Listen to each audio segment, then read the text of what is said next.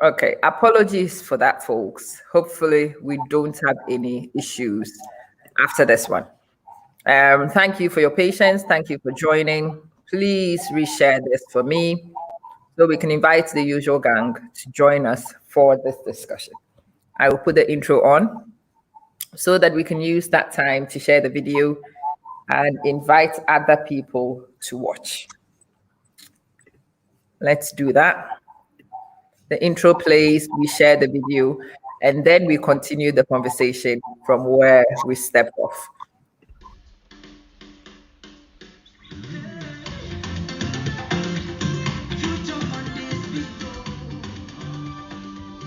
Hello there. Welcome to the Amma Manson Show.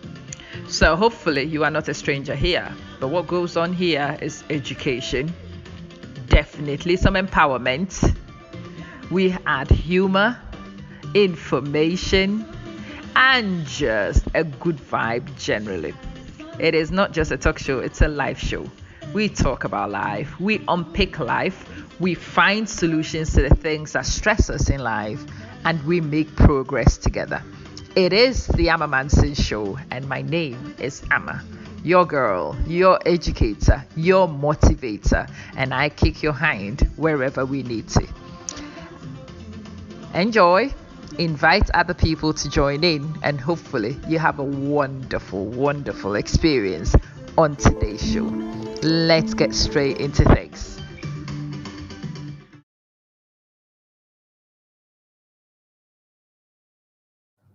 Thank you for joining. I really apologize for what happened before. I don't know what happened with Facebook and its connectivity. Well, I see somebody already with an angry face. Well, I greet you.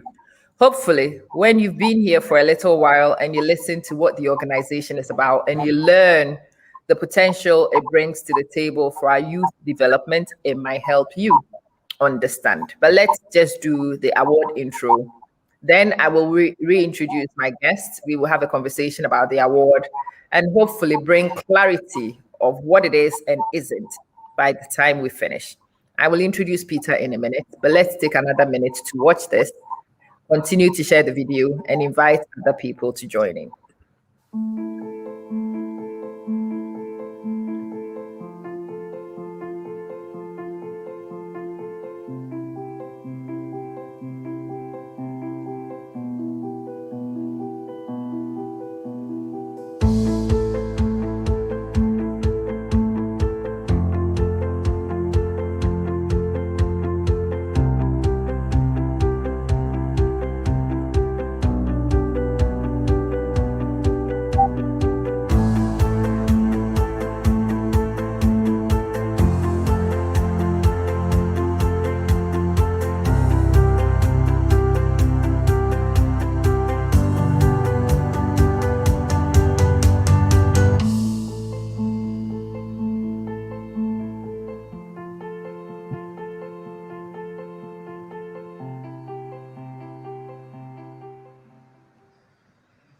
Okay, much better this time. Right, so I have a guest. My guest will introduce himself. He will tell you who he is, what he represents, and then we will have a conversation about the organization he represents and I am an alumnus of. We will share stories from the award organization. He will tell you exactly what this is and isn't. And when we finish this, I expect that you would understand more. More of you might be motivated to get involved because you will understand the value it brings to our nation building agenda.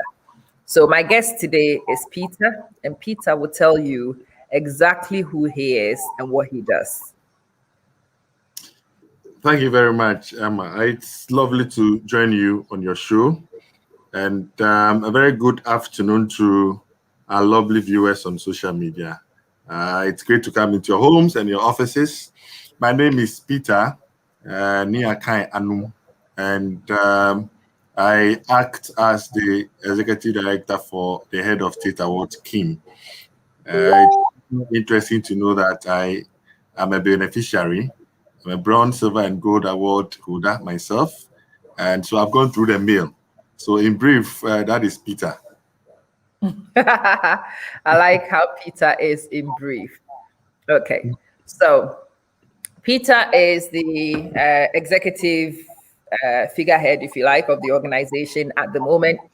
And I would like him also to spend the next few minutes telling us about the organization. He did earlier on, but we had lost those of you on Facebook. I apologize for that.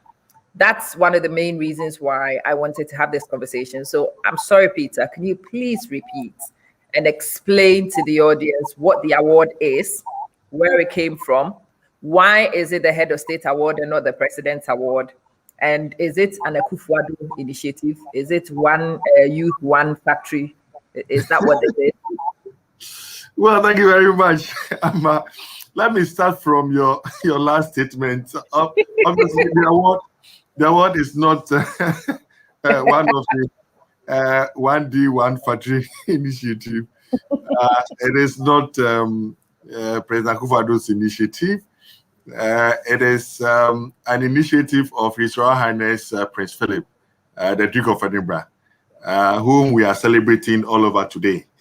And the award basically started way back in 1956 by the Duke of Edinburgh. It was introduced in Ghana in 1967. But what is the award all about, as you ask? Now, you would agree with me that young people are very vital. They are very, very, full of potentials, and for nation building, their role can never be underestimated. But then again, young people face a lot of challenges. And sometimes some of these challenges can push them, out of the way to do things for themselves and out of their community. Sometimes they are not able to navigate the challenges of life. So His Royal Highness, going through life as a young person himself, having a good experience and witnessing the challenges young people go from decision making to confidence to making a choice in terms of career, and to giving back to society and being innovative and creative, critical thinking. He felt that there should be a way to motivate and encourage challenge young people to gain some form of exposures and experience that would ultimately help them in their adult life. And so he designed the Duke of Edinburgh Award together with his former teacher, a German educationist, Mr. Kurt Hahn. And basically, the program seeks to equip young people between the ages of 14 years to 24 years with out of classroom activities, through out of classroom activities, for them to develop those inherent hard and soft skills that would be useful for them in their adult life. And so, simply put, it is an out of classroom do-it-yourself kit, which young people between the ages of 14 years to 24 years are engaged or are challenged in. And so it is a youth development framework. And as they go on to do these activities under the guidance and leadership, mentoring of adult leaders who are trained, they learn values of resilience. They learn values of confidence. They learn values of self-reliance, and they rediscover themselves at their tender age. And based on that, they're able to make informed decisions in their adulthood. And so it equips them to be ready for life and work. And so the war program, that's why we say it's a challenge, it's not a competition. And so when you ask me about the award in brief, generally, this is what the award stands for, and that is what the award represents. We recognize participants at the end of their activities to motivate them.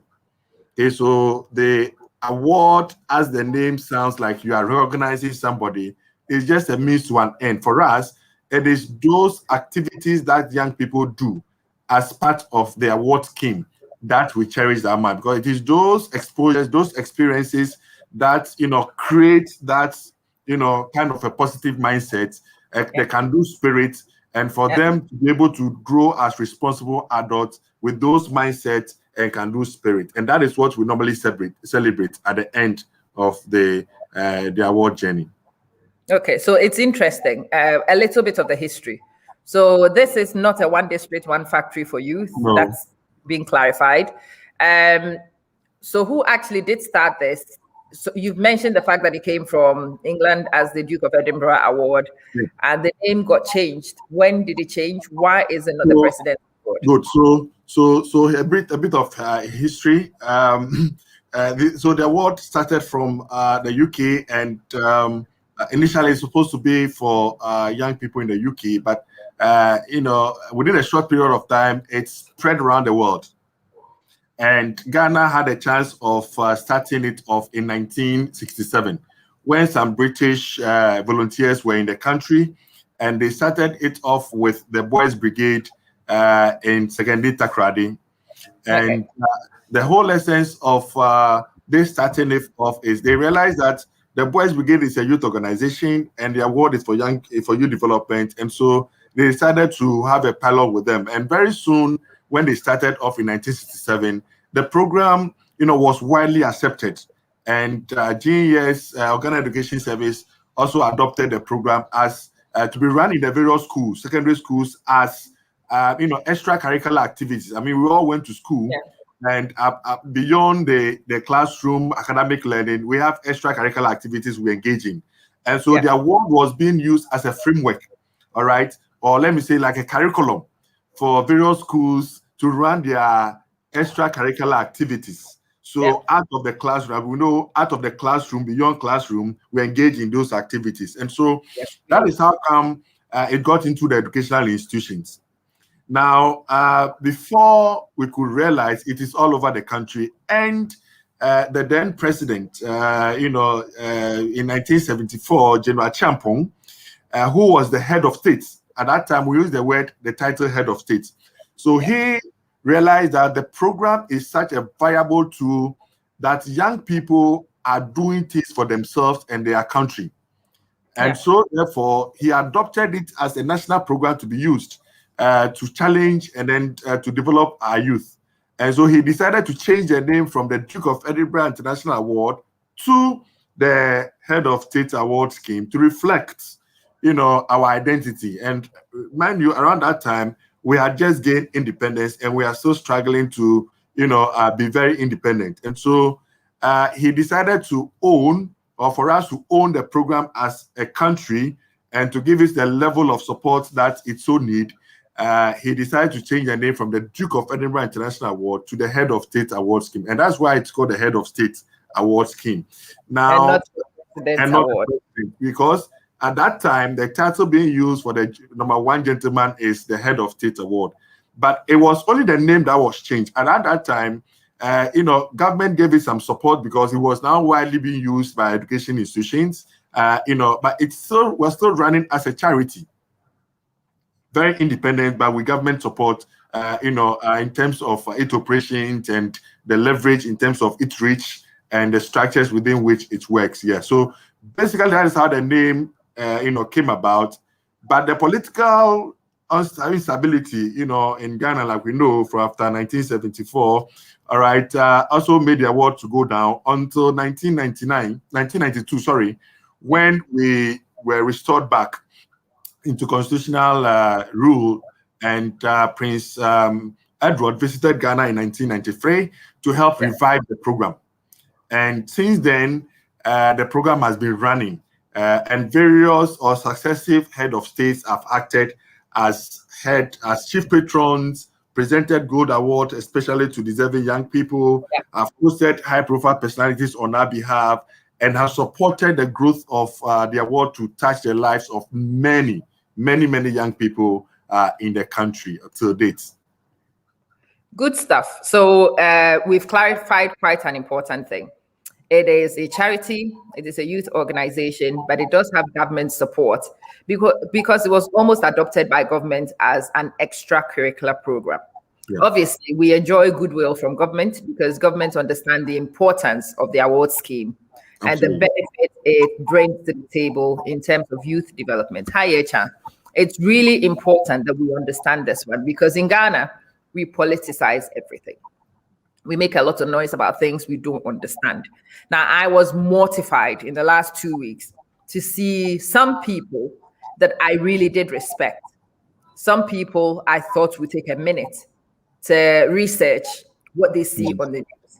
Some people I thought had credibility actually lambast an organization they know nothing about. I actually watched somebody describe this as an Ekufuado initiative, as the person was saying in their feed. Why do we need this? We already have youth enterprise. We already have this. We already have that. And it's very important that we clarify this. So my mom used to be a unit coordinator. My mom run this. I remember that visit of Prince Edward in '93. I was there waving a flag. I'm sure you were a kid then, eh? I was a kid. I was there waving a flag, wanting to take a picture. I think I still have a picture my mom took with me beside Prince Edward, and I was feeling really pleased with myself because I had stood beside the prince and taken a picture. And some of those things, some of those stories, and the confidence boost it gives you, being able to interact with these people on those platforms, being able to go through the award scheme and learn. And that's the next area I want to go to. Peter, tell us the structure of the award, what a person has to do to get the award, and why it was considered so important to nation building. General Champion decided to adopt it. Tell us about the program. So we're looking at the award framework. Okay, so it's a very simple framework that everybody, every young person would love, right? And before I go into the framework, and I'm sure our viewers would agree with me that learning goes beyond, the walls of the classroom.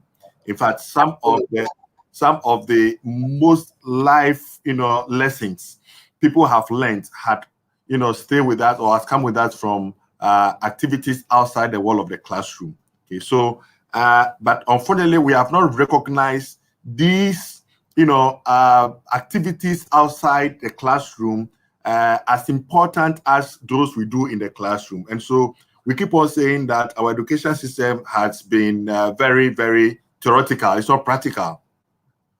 And so programs like this exposes our learners, our young people beyond the wall of the classroom, all right, to experience if, talking about, poverty, and you have lived and grew in a place like East Legon or, airport residential area, and you've not gone to a village like Kobo Kobo, all right? How do you become a president for people in Kobo Kobo? That's the thing. Exactly. How do you leave people in Kobo Kobo? Right, right. So you see, until you visit the people of Kobo Kobo, you realize that life is never a straitjacket thing. There are things that we need to learn, basically, and that is the essence of the award. Now, there are 3 different levels of the award. Okay. Now, again, remember, people were misconstruing the award to be like the national awards, like the Order of the Volta and the President Independence Day Award. Those are very different. Now, the President Independence Day Award is handled by the Ghana Education Service, and that looks purely mainly academic. Those who have qualified, they have done extremely well from the BECE, Basic Education Examination, all right, and they are selected one from each of the regions, and they are recognized. Okay, that is not the Head of State Award. The Order of the Volta that people were referring to, like former President Kufuor awarded himself and all that, that is not the Head of State Award. The Head of State Award is for youth and youth development. Now, there are 3 award levels: bronze, silver, and then the gold. Now, each of these award levels are, can be participated by any young person at any point in time based on their choice. But the program is progressive. So simply put, Nanama, when we're in GSS or even now, junior high school, okay, or even secondary school, all right, or even the university level 100, level 200, level 300, when we say progressive, it means that, You cannot go to Form 1 and then jump and say you are going to Form 3 and then come back to Form 2, and then go to Form, and then say you are done. No, it is progressive. You have to finish Form 1, all right, tried and tested. Then you progress to Form 2, tried and tested, and then go to what? Form 3. And it's all within a duration. And within the duration of Form 1, there are certain curriculums or subjects that you are required to what? Undertake. That is how the award program is all about. So we have bronze award, the silver award, and then the gold award in that progressive manner. When you finish the bronze award, you can progress to the gold, to the silver award. And then when you finish the silver award, over the required period, you can now progress to the gold award. Now, when you go to the bronze award, you cannot jump. You can when you start from, you can actually also decide to start from the bronze, from the silver level, all right, and then go to the gold award. But when you start from the silver, you cannot go back to bronze. You have to go forward. And the same way, someone can decide to, just do the gold award, which is allowed, all right. And once you decide to do the gold award, you cannot go back to bronze or silver. Now, what can you do in these award levels to achieve the award? Now, there are 4 simple basic sectional requirements in achieving the award. Now, the bronze award takes a duration of 6 months to complete. And so within that 6 months, if you are doing the bronze award, first of all, you are required to, undertake what we call the community service or the volunteering. The volunteering section is about giving back to society. It's about giving back to humanity. Okay, and you agree with me that gone are the days where there's a lot of give back when it comes to communal labor in our country. All right, everybody gets involved, but now we have lost it. People are even asking you what can they get out of, even when they are doing their own job. And so it is something that we should be asking as a country: are we really, really, really losing it or getting it right, especially when it comes to give back to society? I've seen quite a number of, even our youthful generation, national service people, all right, are going to do internship, okay, and they are asking, what can I get? Yeah. You are going to learn for your own career, and then you are asking what, you should be, what will you get out of it? Yep. And when people ask, what am I going to get out of it? They are looking at money, all right? They're looking at cash. And people forget that money doesn't pay all. It's not all about money. Okay. So giving back to society is very, very important. It's a basic principle of life. Giving, it's a basic principle. So when learners or young people learn the values and the principles of giving back, it adds so much to them in their future careers. For example, if you are running a business and you have employees, and you have employees who, as soon as it is closing time, they are in a hurry to leave, then you have a problem. It means that the day that probably you don't have money to pay their salaries and it delays, they can go on demonstration on you. Absolutely. And it happens, okay? It happens, and that is the essence of giving back. When learners learn these values, it stays with them for the rest of their lives. The second requirement is skills development. The skills is about being entrepreneurial. It's about developing the talents, the vocational, and then the practical skills of learners. And so internships or skills development comes in, and competencies for life and work comes in.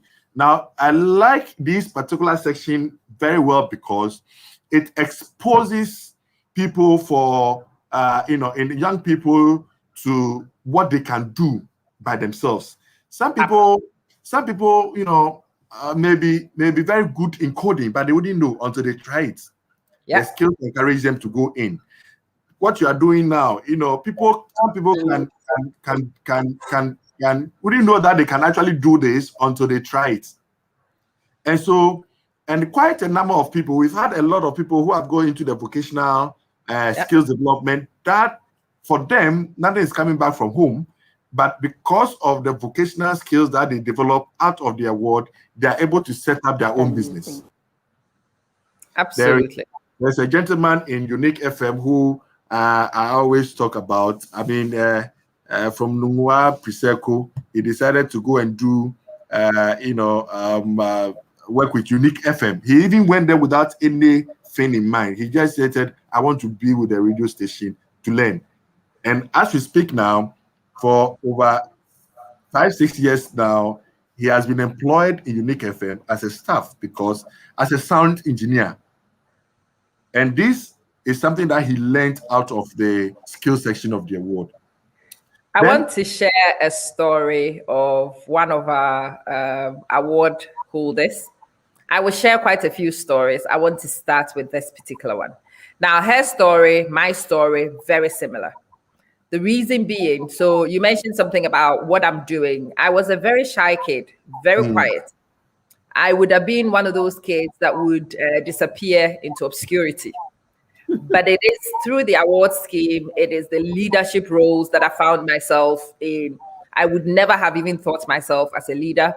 I found myself leading many, many projects, many groups, including the award in my school in my final year. And those things were the things that highlighted my leadership potential. It's the first time I realized that I could lead. It was an aptitude I had.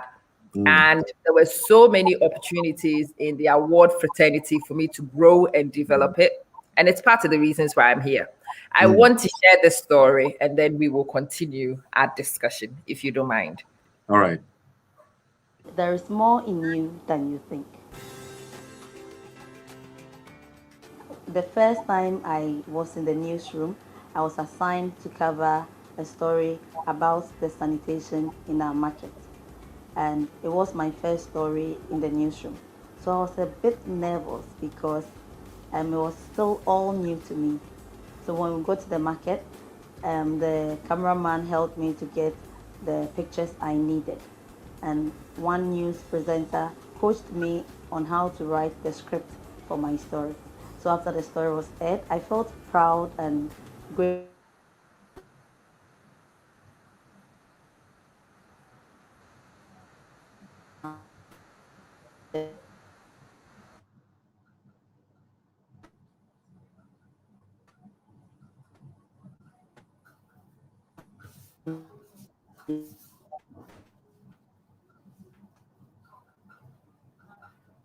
So her story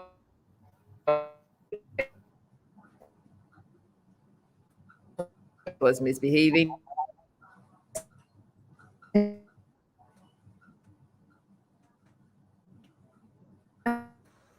Okay, so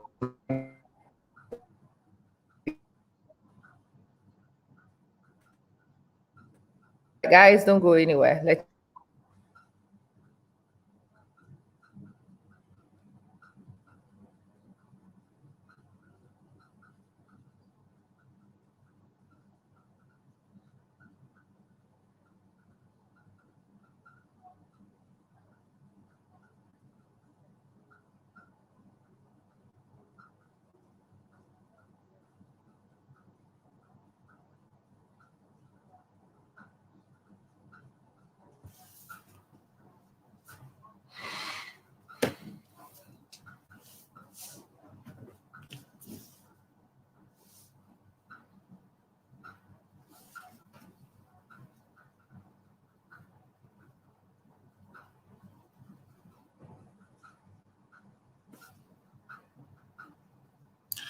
Okay.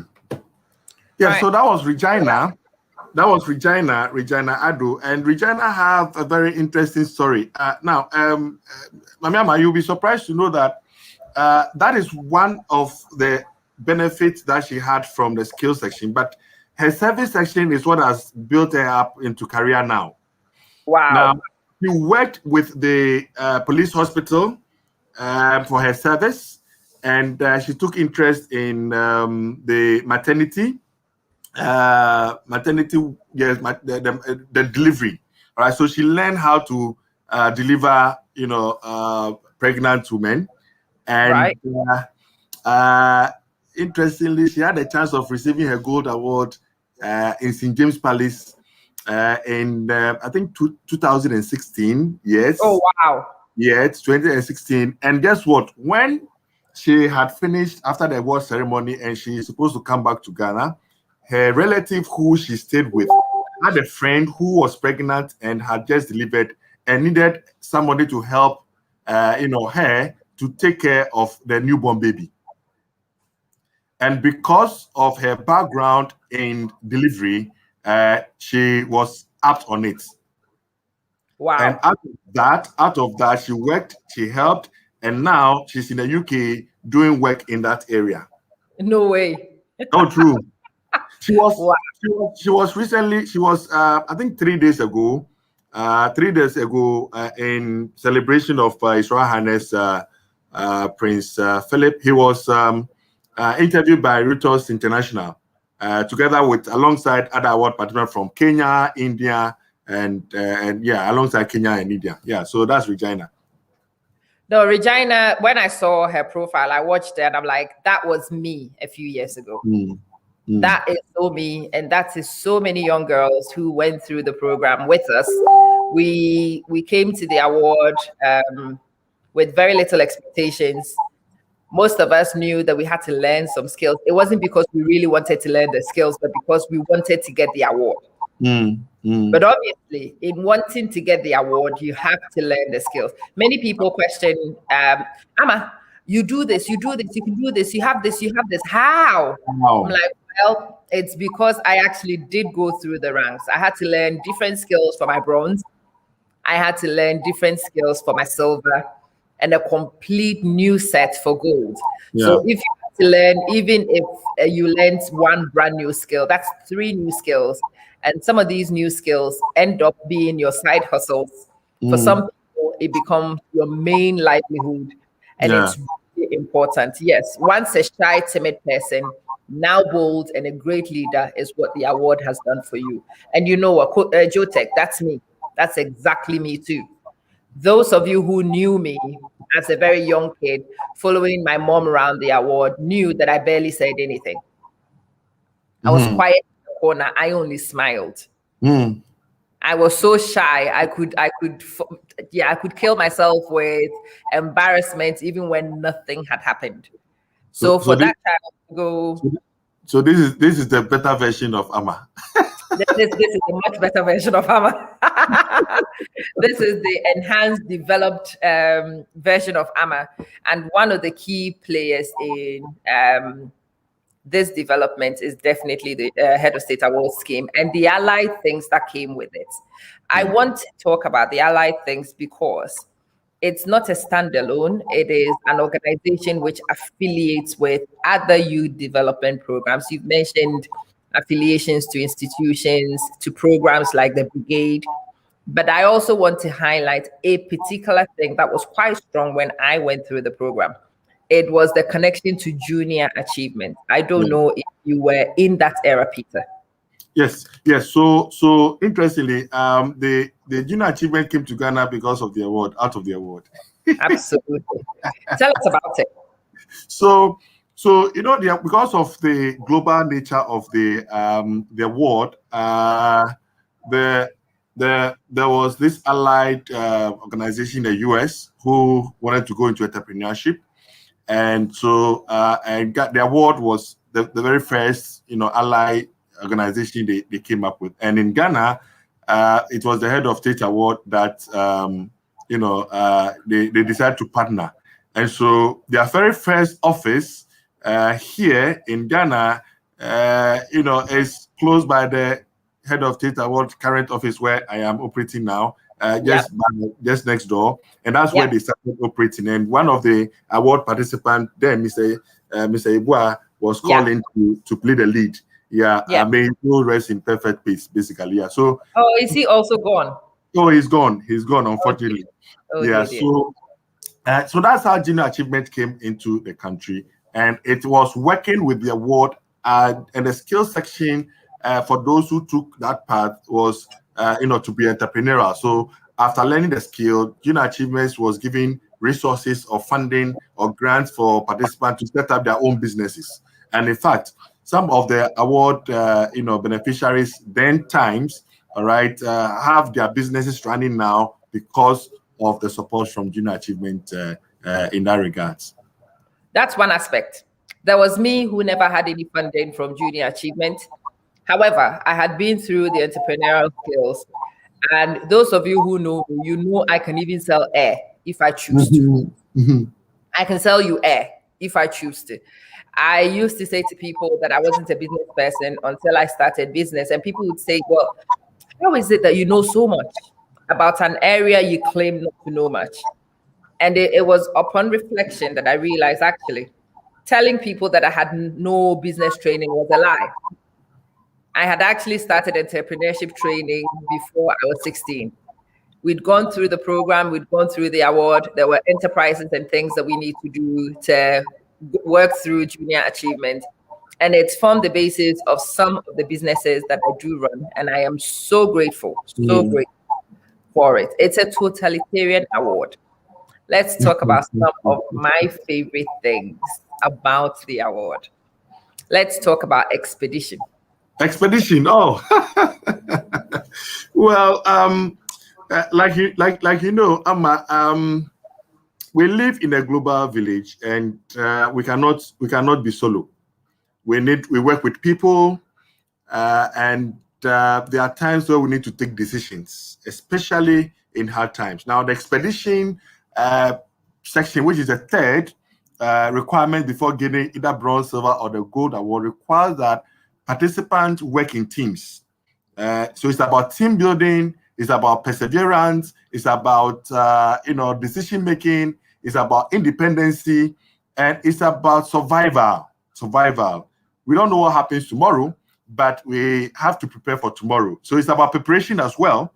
All right. So we're looking at an activity where in groups not more than 4 and not less than 4 and not more than 7, young people are put together. And remind me, these young people that are put together in a group don't know themselves.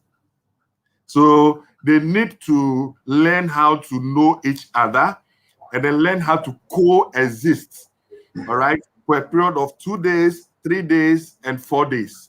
And the most exciting thing is that they live in the bush.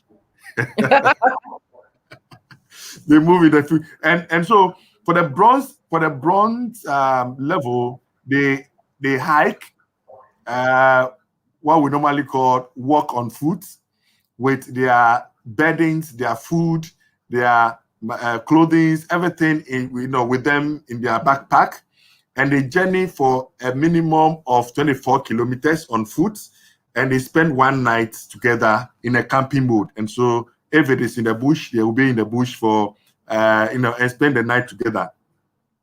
And then for the silver, the challenge increases from 2 days to 3 days, and this time around 48 kilometers, and then they spend 3 nights, all right, together.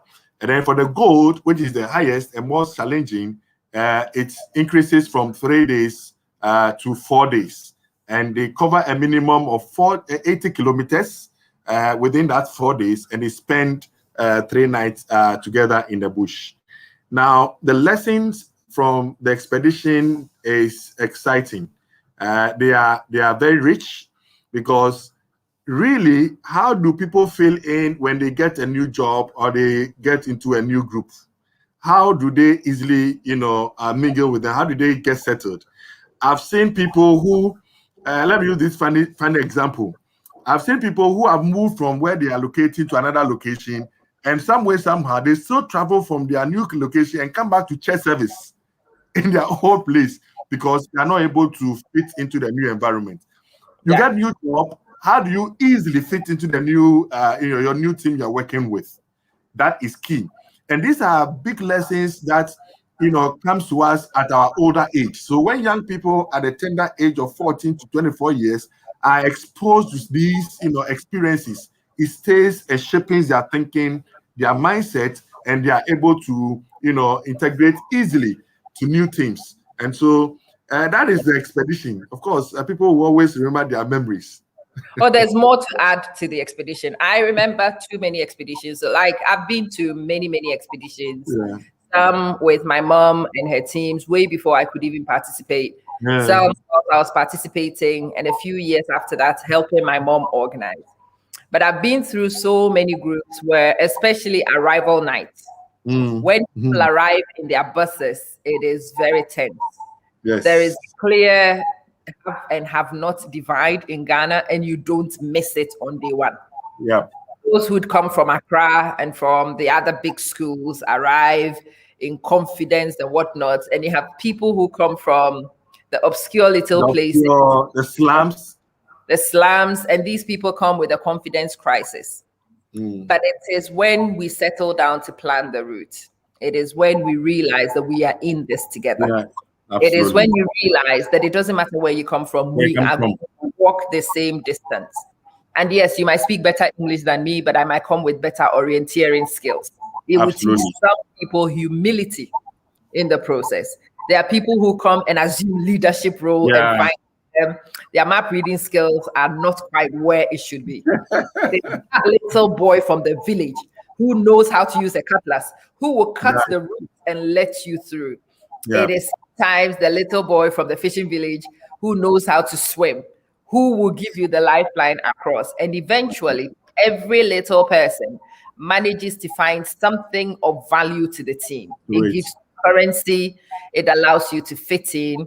And usually, on the last day when we are leaving, there are a lot of hugs, Mm, a a lot. little bit longer than you expect. Yeah. There's a lot of tears. And some people have remained my friends Yeah. since we went for gold in particular. I went for gold in 96. And there are some people who still remain in my friendship Mm, group, in my mm, mm, tight group, who were people who walked with me on mm. those journeys.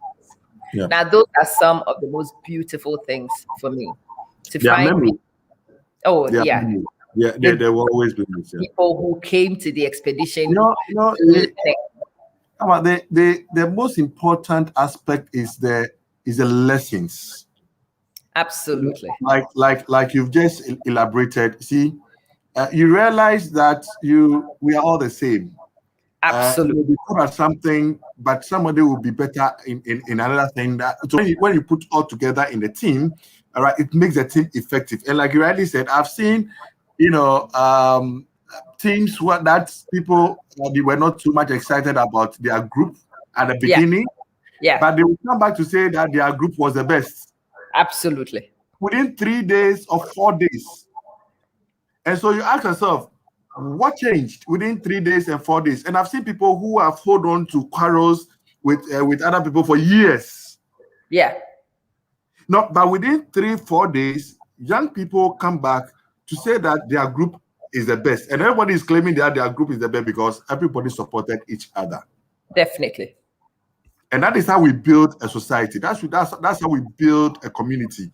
A community is not built on individual, perspective. It is built on a collective support for each other, where you realize that you have a strength, somebody has another strength that you might need, and so you bring your strength. He or she also bring his strength, all right, to cover your weaknesses and all that. That is how we build a solid community or society. And that's the beauty of the award, expedition time. So there are a lot of people who had come from Dadaba communities. They knew how to read maps, and they were the bee's knees. They came here knowing more than everybody else and wanting to flaunt it. It wasn't until we actually hit the route that we discovered that we were walking through a thicket. There was no pathway. We had to cut with a cutlass. Well, all the Dadabas were not going to cut with a cutlass.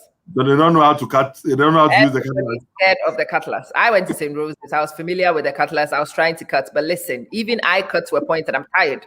I'm not cutting. There were a few girls from my school. We cut a bit. It was the boy who had come from. They were even a team walking parallel. They were not even in our team. Who realized that we were struggling, jumped from their team, came to the front of our team and cut God knows how long until we got out of that thicket. That was the day a lot of people respected a person's ability to use the cutlass. It is not something ordinarily you will respect. It is not something you will value. But in these experiences, you realize that there are skills and assets that you don't normally value, which could be the deal changer in occasions. You learned a lot of humility on those. Yeah, You saw. yeah. Lastly, on this, I mean, again, the expedition emotionally, all right, uh, it helps individual or young people to know how they can, situate themselves in challenging situations. All right, Absolutely. so in a group, and you recounted, very well, and you also know that in expedition, you by means get lost. Definitely. You by means get lost. Now, in a group, when the whole group is lost out there in the forest, that is where you see the number of people in the group who can be very, very, encouraging. Yeah. That is where you see people who start crying Yeah. emotionally. And that is where you see people all of a sudden start encouraging other people not to worry that they would get out of it. And so, again, such situation is the exact mimic of life, how life is. And it comes with a lot of good experiences and lessons that when you think about it, you realize that every young person needs to take a bite of it. That is the award.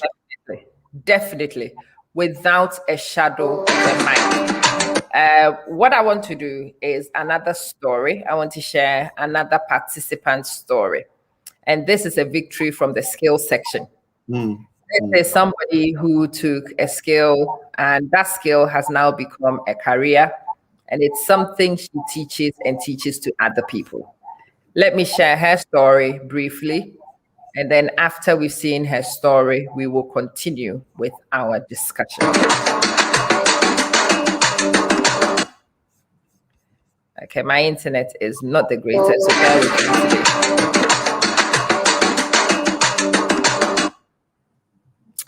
Right, I might be able to do this better. All right, folks, do bear with me. I will share the video with you as soon as I am able to. I am hoping that my internet catches on itself and we are able to watch it.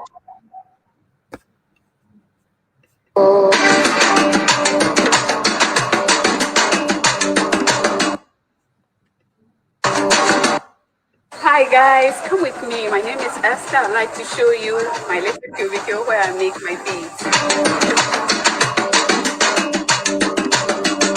My name is Esther Cheneboa Osei. I live in Accra. I am an independent participant of the award.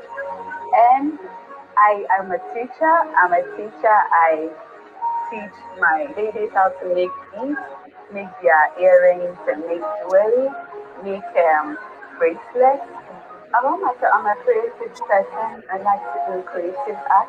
That is one of the things that made me go into bead making because it's all about putting things together.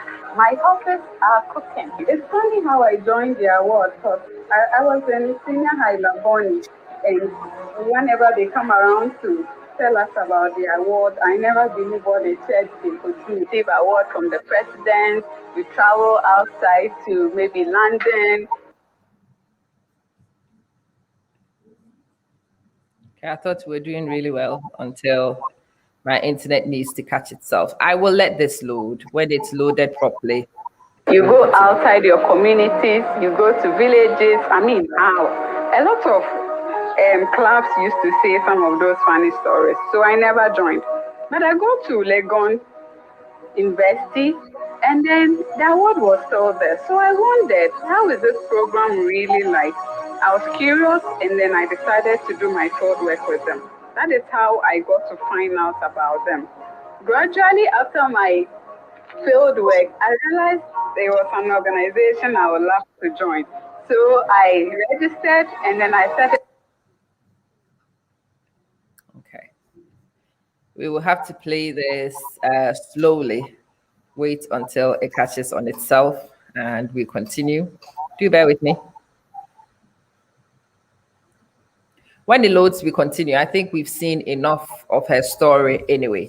This is one of my favorite stories, actually, from the ones that you shared with me. Yeah. Yeah. And the reason why I like it is because she was a misbeliever. She did not believe it to start Yep. with. And then eventually, she's one of the volunteer leaders. That's very interesting. So she's not somebody who came to it easily. Well, it goes beyond that. Could you just imagine, along the line, they also embarked on a project, and they were selected to visit the UK on a Peter Krodos initiative that seeks to encourage young entrepreneurs. All right. Look at that. And, a few was selected. It was a competitive program that they were selected. All right. And they were in the UK. And so all that she was told while she was at Laboni, which she didn't believe, eventually came to her, when she joined, so Look at that. yeah, so she had a chance of again traveling, all expenses paid, to the UK. That is amazing. I wanted to share her story. I think it's caught on itself a little bit. So let's try some more. My adventurous journey for my silver award level. And today, this thing is driving me crazy today. Bear with me, guys. I will reload it as soon as I can, and we will play. I love her story. I think there is a lot of lessons in there for a lot of us. When opportunities present themselves, many of us disbelieve. Many of us miss out a lot of opportunities because we think it's not true. I'll try and get that back up, and when it does, I will reshare. Peter, let's talk about this from adult perspective right now. So the government came and gave you $5 million, and I want my share in my mobile money tonight, please. I don't want any stories. I want my share of that money. So the government pays all your salaries and buys you nice cars and takes you to hotels, all expenses paid. Is that right? That is not right, Mamiamba. So again, the government has not given us 5 million. Sorry to disappoint you. All right, now the cost of the office. Now, as you can see, I'm sure you can see my background. All right. Yes. Now I'm speaking to you from my office. As you can see, it's a wooden structure. And can you recollect this office? I have been in this office all along. I know exactly where it is. It's like a sardine tin. And it's incredible. All these people who have been through the award, we've taken people through to programs, sometimes 25, 30 people, all trying to cramp into this office and try and get things done. Is crazy. We've needed an award house for a long time. But talk to us. How does this work? Exactly. So this is where we've been operating from. This is a nut hall. And this is a wooden office. It's polished, and so you can see there's some bright things at the back, but really, it's not very palatable outside, really. So we had thought of having an award office, a befitting award office, to be able to operate from, and that is what we set out to do way back in 2003. And so in 2003. The then board, seeing the need for a befitting office, decided to acquire a parcel of land.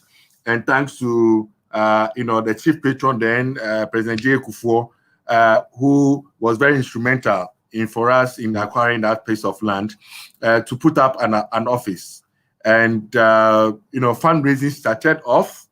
And in 2004, the very first fundraising was held in British Council, where our friends from the UK, the Staffordshire County Council, donated some amount of money. Unfortunately, we were not able to have enough money to build. Initially, it's supposed to be a hostel to house the award office, and also to be used as a fundraising venture for the scheme, because the scheme is a charity and it is independent. And we source funding from corporates, from individuals, from the foundation in the UK, and work with teachers and adults who are volunteers, all of us who do not collect a dime, or who we do not pay anything, but because they are volunteers. So that is how the award office or the award house came in. Now, there's someone who asks why the name the award house. Now, like we had indicated at the beginning, the award runs globally and it has its headquarters or the international office located in London. Now, the facility in which the London office, all right, or the international office sits in is called the award house. And so we're just mimicking, all right, that same brand because we are in Ghana. And that's how come the name the award house, came in. But basically it's supposed to be the administrative office or the national secretariat for the head of state award scheme where we would operate from. Right. So government has not given us 5 million, and President Akufo-Addo as chief patron, all right, donated 1 million for us to start off as a contribution. And of course, like I indicated from the beginning, historically, he's not the only one. Other presidents have donated, have contributed, have done their bit. During, Harry Sawyer's time, late Harry Sawyer, when he was the Minister for Education, during Rawlings' time, that is how come we had this office to operate from. So it was Harry Sawyer, when he was the Education Minister, who engineered and spoke to Ghana Ghana National Association of Teachers to house us here, and has been like that till now. All right, so all the previous, president and government has played their role, whichever way. All right. Now look at the work we are doing. All right. It's about youth development. It's about our future as a country. And so, are we saying that youth development or youth work is not a priority? Are we saying that it's not important? It's very interesting that people always make noise about the youth being our future. And let me clarify this actually. Are you working with Togolese youth, Ethiopian youth, South African youth, or which nationalities are you actually working with? 99% of the beneficiaries are Ghanaians. And so if a government of Ghana actually donated for an organization that worked with Ghanaian youth, that is also not exactly out of place, is it? It is not. It is not. In fact, I have been a youth development advocate for a very long time. And when we meet as youth workers or youth practitioners, youth development practitioners, one of our key challenge and one of our major issues is about how government should support youth development. In fact, I'm sure you have heard about the call, and I'm part of those who have done so much of that call, that government should try and separate the youth ministry from the sport ministry. Because it seems that much of the resources that we allocated to the Ministry of Youth and Sport largely go into sports. And it's not every young person which does sports. Absolutely. Actually, the fraction of young people who do sport is very small. Yes, I agree too, and I second it. So absolutely, that call some of us have led that call for many years. If I tell you the sort of things we have done in support of the National Youth Authority, just for the National Youth Authority to get some leverage to support more young people in the country, Mama, you'd be amazed. You would be amazed. In fact, some of us have to eventually sneak in, certain policies for parliament acceptance in 2016. All right, for the NYA to enjoy the current 5% funds that they are getting from the MPs, from the common fund. People don't know. All right, so in terms of driving the agenda for youth development, trust me, some of us have played a focal role from helping to drive develop the youth policies of Ghana and beyond, really. And so it saddens my heart when I hear youth development advocates, they themselves kicking against an action by government in support of youth development. It's very disheartening. It's shocking, in fact. And the only reason why I can forgive it is that it might be born out of ignorance. And that's one of the reasons why I wanted to bring you. I wanted us to have this conversation. I wanted people to understand. So listen, how much do we need for the completion of the award house? What's the estimate? It's 5 million Ghana cedis, not dollars, it's cedis. 5 million Ghana cedis. And you got 1 million from the president. Oh, yes, we have 1 million for the president. Now, let me again add that way back in January this year, we had written proposals to companies. All right, we have knowing the way we operate and the fact that we are donor driven. We have written proposals to companies, that deals with construction. All right, to come and support us, Gasem, Dangote, B5 Plus. Quite a number. I mean, there are some of them who have even responded. Let me see if I can grab a copy of one of the responses that came. All right, and they are happy to partner with us. Okay, in terms of supporting the whole initiative. Okay. And so it is donor driven, and we have tried as much as possible to engage everybody. Okay. So it's not just government. Yeah. Yes. Oh, yes, Mercy. That's the one I saw, and it really did break my heart. There was this person who was insulting the president about putting money here, and that he called it as stupid as the cathedral. And I looked at this person, I'm like, isn't it so sad that in Ghana now you can peddle ignorance so confidently and so loudly? Most of the time in other places, when you are ignorant, you mute and you hide and you fix it before you come into public discourse. But here, people who know nothing about nothing are very loud, talking about issues they don't understand. So let's break this down. You are working with partners, but in terms of fiscals, you have 1/5 of the money donated by government, and you will have to raise the other 4/5 out of your donors. Absolutely.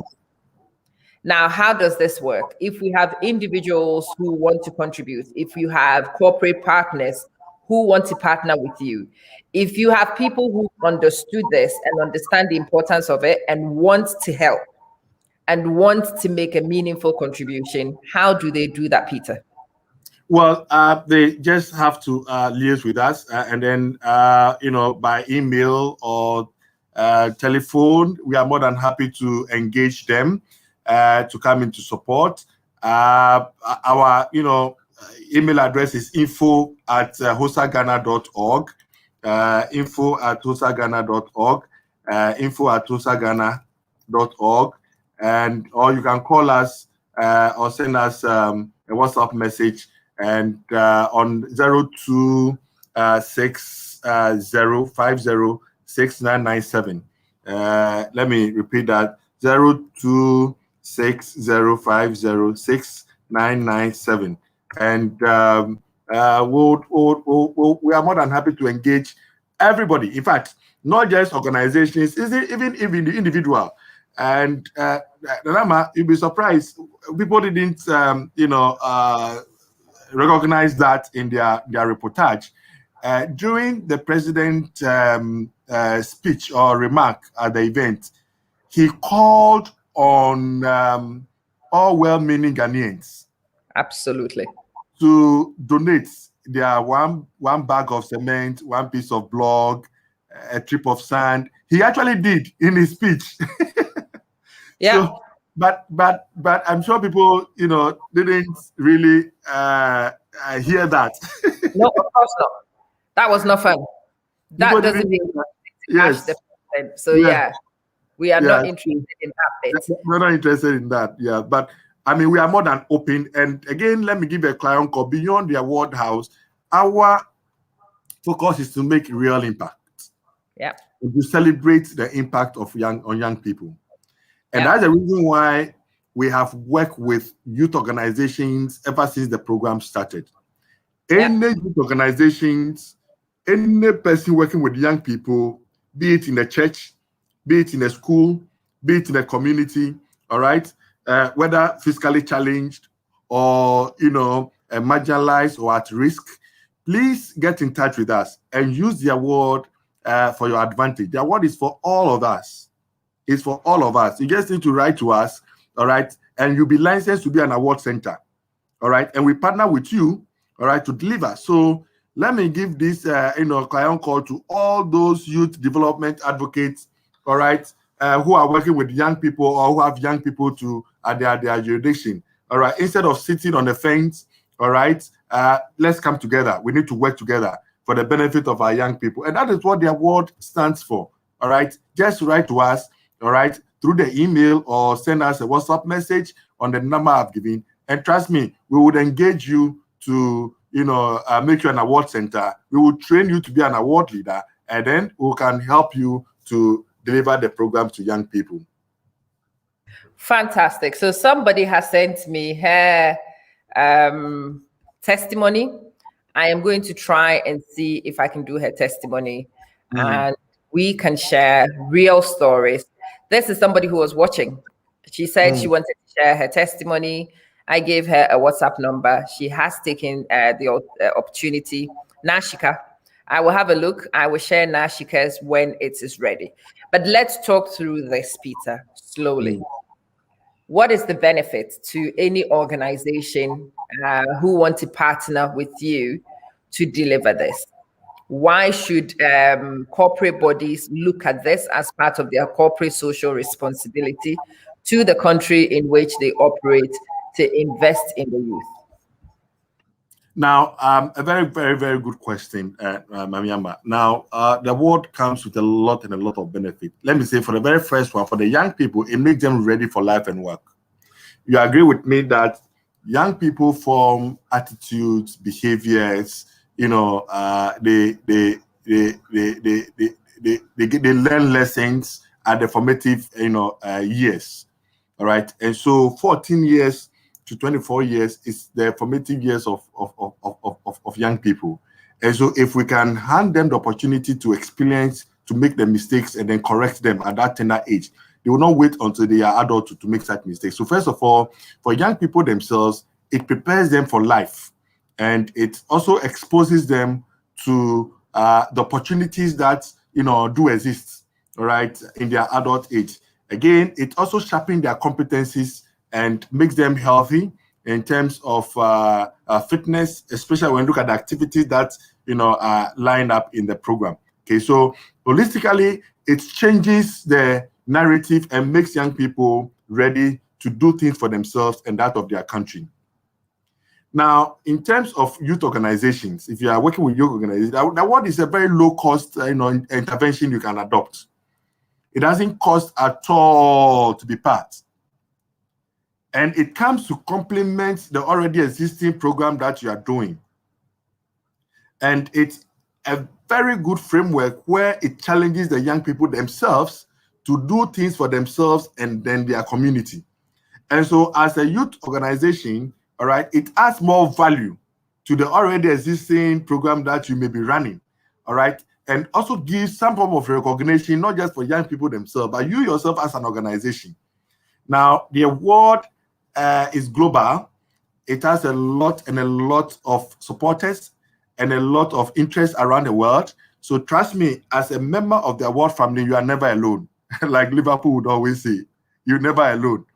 You would always at any point in time get opportunity, all right, of meeting other like-minded individuals and organizations, and together we are able to share, all right, what sort of impact we are making, all right, in the country as youth development practitioners. For corporate organization, all right, I don't know which corporate organization who is not interested in their employees. We are talking about skills gap. There's the global learning crisis, tells us that a lot of young people are in school and then they are not learning. All right. Why are they learning? Because we are not able to fix the learning to the practicality of life. And that is what the award seeks to do. And so if we're a company and you are interested in your future employees, because your current employees will not be there forever, they will definitely run out. All right, and you would then get new people in. If you are interested in sustainability, all right, it is the award you must be looking at for, because it's preparing young people who will be your future employees. Absolutely. So I've got this testimony. I hope it plays without any problems. Let's give it a try. Hi guys, good day. My name is Eileen Akwetenyanu. I'm a Ghanaian and I've lived in Ghana my whole life, up until last year, 2020, when I relocated to the UK to pursue my masters. So I was just going through Facebook and I saw Amma and Peter talking about the head of state awards, and that has brought back memories from the time I was part of the scheme. So I said to myself, I want to share my experience with you guys because definitely it was valuable to me on all levels. So before I got here, I was an admin officer with a private organization. Okay, and before I got the job, because I went through the head of state, I have gotten some basic life skills that I didn't even know I had in me.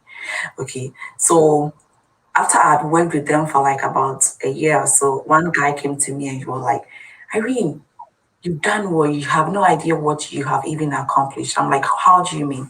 Then he said that in this role, people usually don't last like more than 6 months because of the demanding nature of the role. But you're the first person that I've done that. But to me, it was like a walk in the park. It was so easy to me. But hindsight, I see why it was easy to me because of the training I got during the head of state awards. I mean, you have this thing, they give you, it's a scope, okay, activities to be undertaken for every level, bronze, silver, and gold. I still haven't been able to go to the gold level because I haven't had the time. And you have to meet the deliverables in there. And so it teaches you how to get things done within tight deadlines.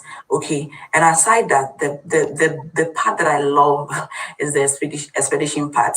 So they give you a map. Okay, they give you a map, and with the group of people, you go for camp.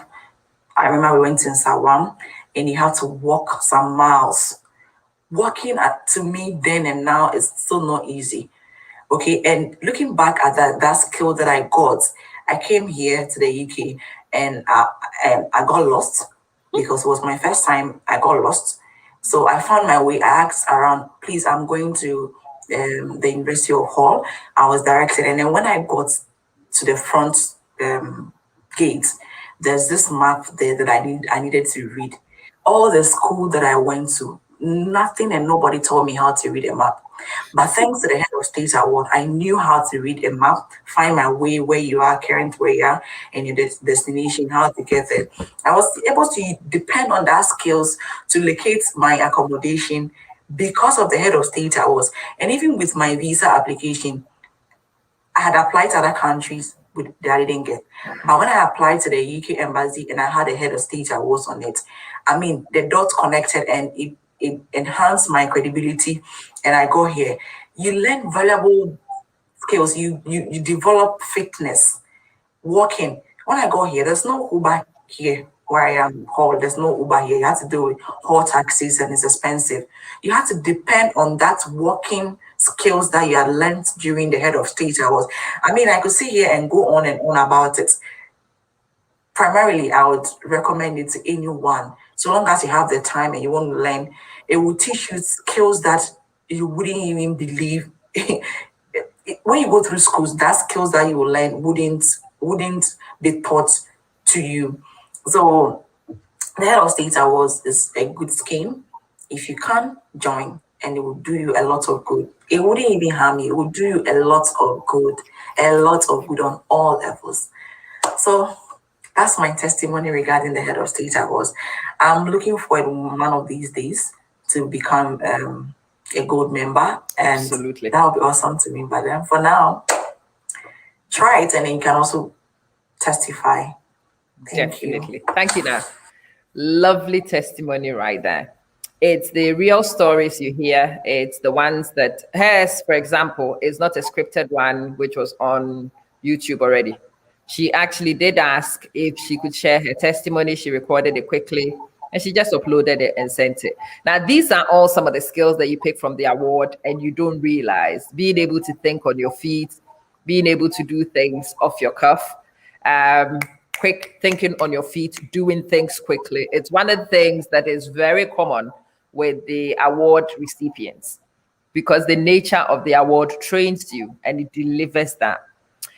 Peter, parents have been asking me a lot of questions. Why should their kids go and walk in the bush? What's the advantage? Why should their kids go and sleep in non-posh accommodation in Quo? Why should the kids go to Quo and see the worst roads ever? So they will break down and cry. Why should they go to Kobo Kobo and see the people of Kobo Kobo and discover them? What is the leadership advantage for the children or the young people who go through this program?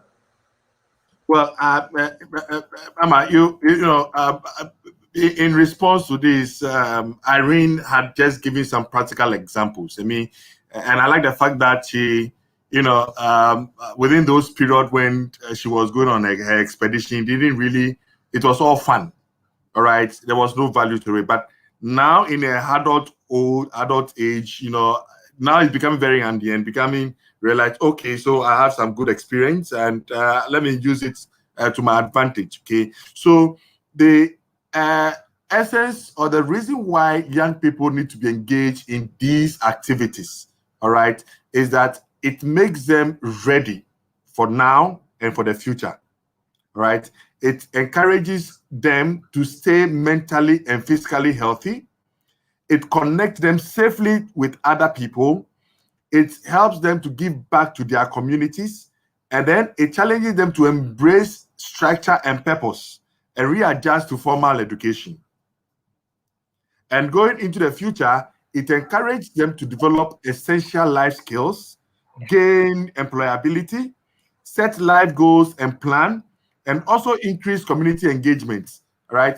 So in a set, it helps them to gain ability to strive in a changing world. Nobody knew that COVID-19 would be coming. Yeah. And so young people must be made ready to face the changing world that's, and like you rightly said, you must be ready to think off your feet, all right, to be relevant at any point in time. And that is the reason why it is important. Now, again, in terms of going out there in the wilds to observe life, let me give you a practical example for myself. Now, as a pure Ga boy, all right, at a tender age, I've not traveled anywhere. So all that I know is Ga. I hear stories about the Fantis, the Akans, the Ewes from afar. And most often, I am pushed to think about or to agree with what I hear without witnessing it myself. Until I went to the Volta region for my gold expedition, all right, where I moved from one village to the other, lived, all right, with the people of Volta region. I wouldn't have changed my perspective about the people of the Volta region. And around that time, what was the perception? We have been told and we have known and we have accepted that the people of Volta region are bad in quotes. When it comes to juju and all that, that kind of a myth. Yeah, so until I got there and stayed with them, I realized that, so all these things are me. They're actually nice people. It is not, it's being told at all. They were all me that were peddled. And ever since then, my love for Voltarians has increased. There's a secret around behind, that followed after that. I'll tell you off after the show. About this, but that perception changed. All right, and that is how I said that's how we build a society where we accept everybody and know that everybody, is important. That can only happen when you experience it. Sometimes when things are told, they look different. Certainly. I mean, for me, it's the awareness that leadership should come with that most of us don't have. Yeah. Whether we like it or not, most of our leaders are born, bred, and made in Accra. Most of our leaders go to fancy schools. They are the elitist kids. They are the ones who come into politics, and they are the ones who are able to pull the leverage to win elections and whatnot.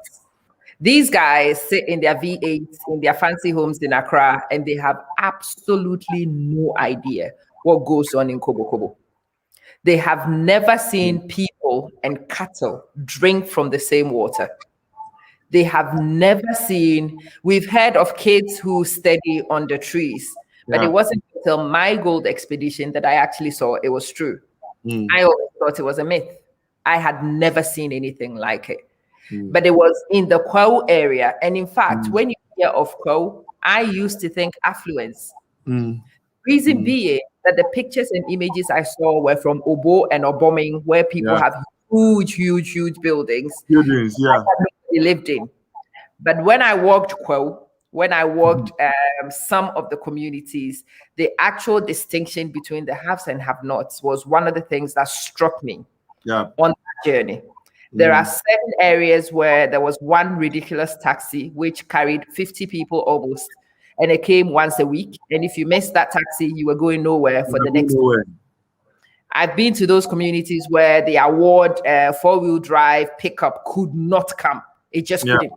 They couldn't. There were many times that we got in places where Mr. Adofoli and the rest of them had to park the car somewhere and trek to join because there was no way to get there. Now, that was my first experience of actually being in a remote community. I had never experienced being that remote before, when you see people come from other places, and I had only been there for 2 days.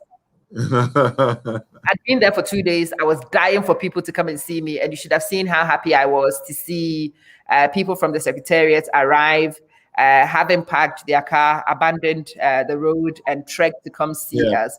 And it was me in the position of people who might eventually want leaders to have that feeling about them. And if I ever find myself in a leadership position, it's one of the things that will shape the way I act, because I know what it feels like. Absolutely. So if you have lived in Kobo Kobo village before for 2 days, 3 days, if you have made the minister, for roads, and you are told that the Kobo Kobo village don't have road, because you have been there before, you can easily relate. And you will relate to all the other communities who don't have roads either. Absolutely. So it is a huge opportunity to create leaders who would always think about development and not about their pocket. Absolutely. And it's one of the things that distinguishes the award participants and the award holders and people who've gone through this scheme. So for parents, let's wrap up here. For parents, why should they get their kids involved? Well, like we had all shared good experiences. For parents, it is if you're a parent and you want your kids to learn values of independency, all right. If you want your kids to learn values of progress, you want your kids to achieve, you want your kids to develop confidence, be responsible, all right. Values of reflectivity, innovation, and engaging, in the community. Then, of course, the award is the best co-curricular agenda that can fit into whatever educational agenda that you are pursuing for your kids.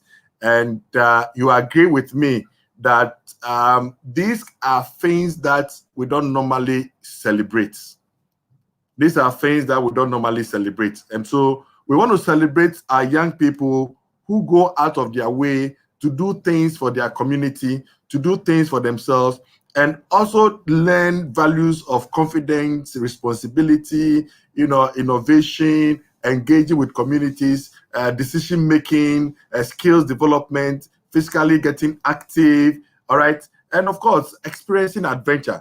And I guess every parent wants their kid or would want their kid to be successful. The ultimate aim of the award is to prepare young people to be successful for life and work. Not just work, but life in general. All right. And if that is your desire for your kid or for your children, then let them try the award. Trust me, you would you will thank your stars. I mean, maybe we should get some parents who have had their kids going through to come and share what sort of changes that they have seen. Let me give you a practical some example. At one point in time, there was a lady, I think was from somewhere, like, I can't remember her, which school. And in one of the expedition, the lady is that a beach, kind. She has never seen a snail before. So in the expeditions, she got to know snails. I mean, she knows snails, but she has never seen it before. I mean, she saw snails and she was calling it, some other names. Right? But trust me, after the bronze and silver award, the lady, the one quiet, shy lady, was very vocal to the extent that the parents now called the award leader to thank. And then, not before thanking, she even asked, "What have you been doing to my daughter?" Yeah. That she has changed. She's a changed person. If I can remember, her name is, I think, something Carmoni. And so that is what the Guardian called the award leader to ask. What did you do to my daughter? She has changed. Now she's washing at home, she's doing things by herself, and it's amazing.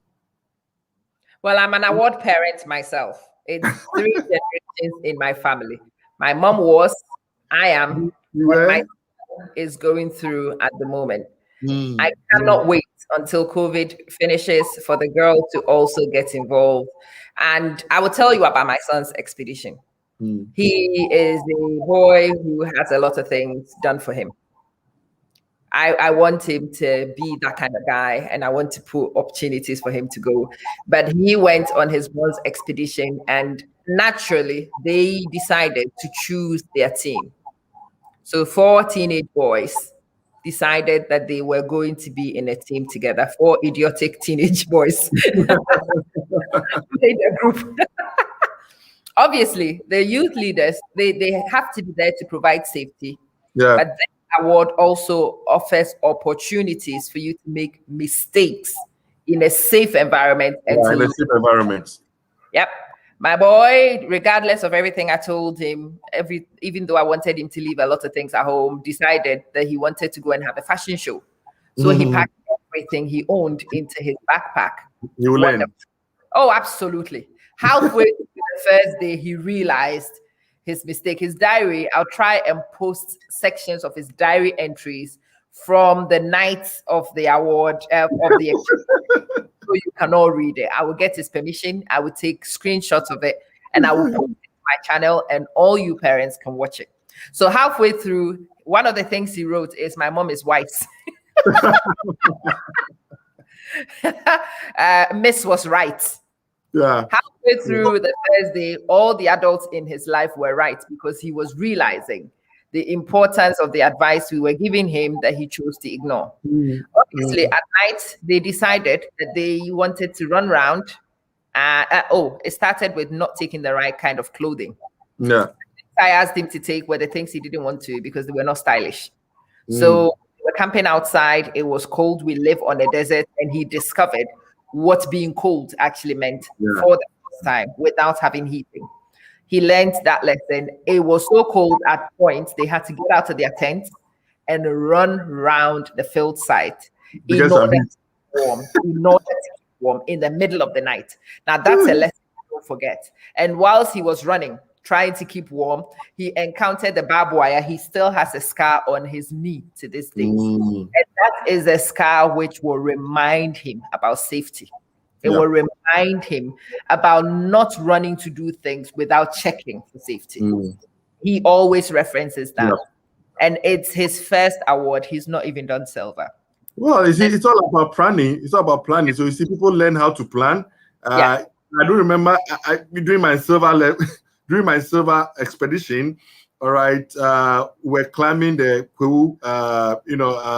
Krapi Mountains and the Latte Mountains, I must say. And there was this Dadabish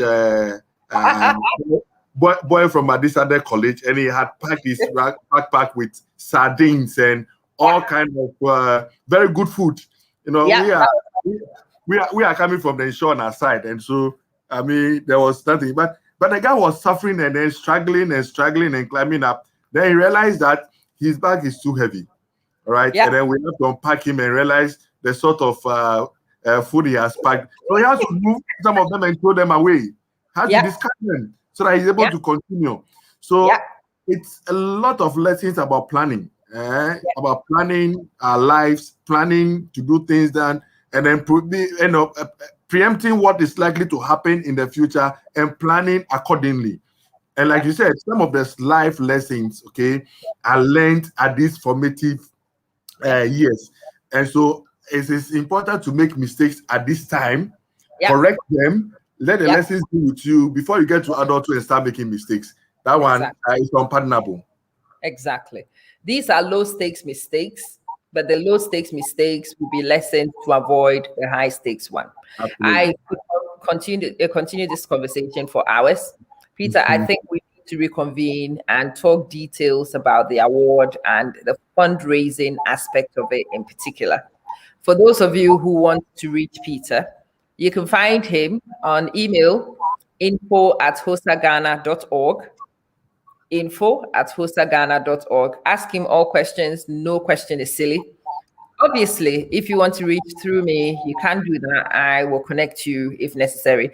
But if you want to reach out directly, you can do that.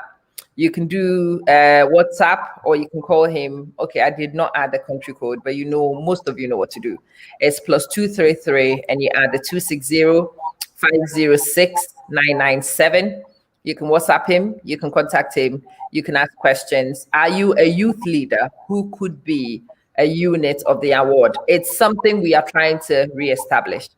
There was an episode when I was a participant. We had representation in all the 10 regions of Ghana. I don't think that's the case anymore. We are still trying to reconnect. We are trying to find new replacements for people like my mom who've all gone on retirement and do need replacements. If you are a youth leader and you could bring your group into the award, you could liaise with Peter. He would go through how you can be onboarded and to participate and to make this meaningful contribution to the young people in the area you are from. Peter, final words, and could you please also explain to us why we should all donate and support and how we can do that? Well, I want to take the opportunity to thank you, Amma, for this huge opportunity. Like you said, we need to educate people the more, and so we are more than happy to always share some good stories. Our impact stories are the reasons why we exist, and so maybe in a subsequent episode we'll bring live award participants to share their experiences. Okay. I also want to again add my voice to your earlier comments by inviting all youth workers, young people in particular, and organizations working with young people to join hand in hand with us. The Head of State Award scheme is for all of us. It's for all young people, no matter your political affiliation, no matter your background, no matter where you come from. And like you said, we want to reach all the four corners of Ghana, right? So it doesn't matter where you are. All that you need to do is connect with us, and we will talk. And those of us who want to support, please feel free to reach out to us. We are more than happy to work with you and to receive your donations, whether into the construction of the award house or to support the operation of the award, especially to reach out to more young people. And trust me, you will not regret it. We have quite a number of donors who are still donating, but we still need more. As a charity, you can rest assured that more resources is needed to expand and to reach out to more young people. And so please do reach out. Let's have a conversation and let's see how we can create memories for ourselves in our old age. Young people live on memories, but for older people, they live on memories of yesterday. All right. And so let's create memories such that when we grow up as adults, we would always look back and then be happy about, because we have left a legacy, or we have left a good memory for us to, that we know that our future is secured. And so we want to work with everybody. Feel free to get in touch with us. If you have any further questions, please feel free to drop it off.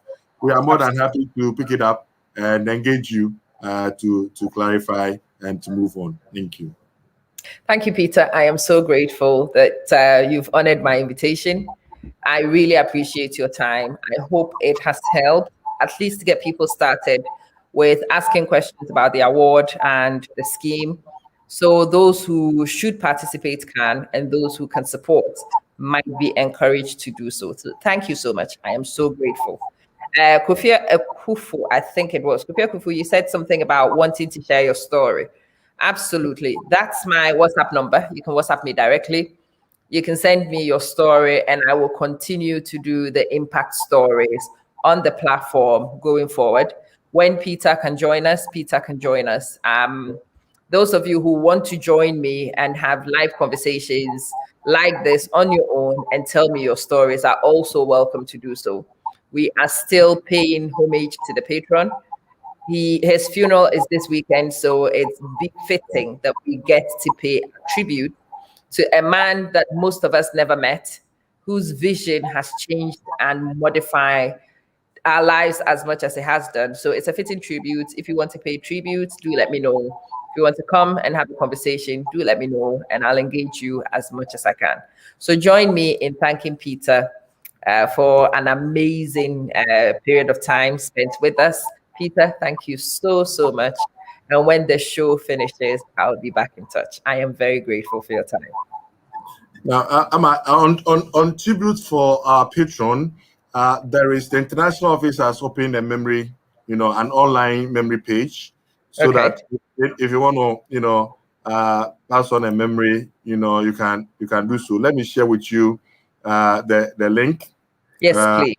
So that those who would want to share some memories can also go there as well. All right, I've just shared with you award.org/memories, and it will take you to the founders online memory page, which is run by the International Office. Yes. All right, so that's on the screen is the interaward.org/memories. Those of you who want to contribute to that, do feel free, do go and contribute to that so that we can see our appreciation paid to the right quarters at the right time. Thank you, Peter. Thank you so much, and looking forward to our next conversation on the channel. Okay. Thank you so very much. Bye. My pleasure. Bye. All right, guys. So hopefully we've explained this. I know there was a lot of reaction born out of lack of information. I hope that the information put in the domain has helped to at least understand what the award is. I hope that it helps some of you work out that this is not a government initiative. This is not a one district, one factory initiative. This is a youth program, no, not youth enterprise. This is a youth development program. It's run on a charitable basis. It is an affiliation of the International Award for Young People. Duke of Edinburgh Award is the main brand. And if you have any questions about it, you want to ask anything, do reach out. It's the usual contact numbers that you have for me.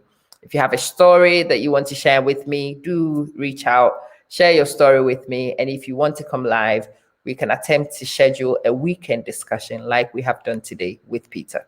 Thank you so much for watching. And if you've not shared, can you please hit that share button for me? Hit it right now so other people can see it. Anywhere you went to that somebody was bashing the Head of State Awards scheme, share this video too. Anybody you saw talking out of ignorance in the last couple of weeks about the award also deserves education. So please share it, and let's get that information in the domain so we can talk from more information and we can dialogue. Pleasure, Mercy. Thank you so much, sis. Good night, everybody. Well, it's good night, my end. Good afternoon for most of you.